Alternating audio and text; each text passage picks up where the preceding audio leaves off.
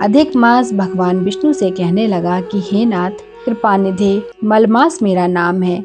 मैं बलवानों से तिरस्कृत होकर यहाँ पर आया हूँ।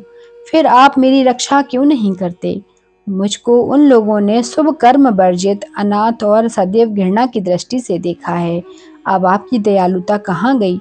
कठोरता क्यों हुई? इस प्रकार भगवान से कहकर मलिन मुख मलमास श्री कृष्ण के आगे आंसू बहाता हुआ बैठ गया। तब द्रवीभूत हरि आगे बैठे दीन बदन मलमास से कहने लगे कि हे तात, तुम अत्यंत दुखों में डूबे हुए हो, सो ऐसा भारी दुख तुम्हारे मन में क्या है? तुम किसी प्रकार का सोच मत करो, मैं तुझे दुख में डूबे हुए का उद्धार करूंगा। मेरी शरण में आकर तुम सोच करने योग्य नहीं हो। नारायण बोले। ऐसे भगवान के वाक्य सुनकर मलमास दुखी होकर मधुसूदन भगवान से बोला, हे भगवान, आपको सब कुछ ज्ञात है। आपके बिना इस संसार में कुछ भी नहीं होता है। हे भगवान, मेरे दुर्भाग्य की पीड़ा क्या आप नहीं जानते?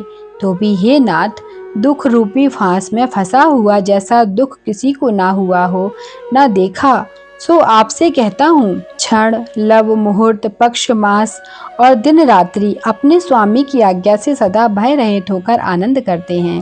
परंतु ना मेरा कोई नाम है, ना मेरा धाम है, ना धर्म है, ना कोई मुझको आश्रय देने वाला है।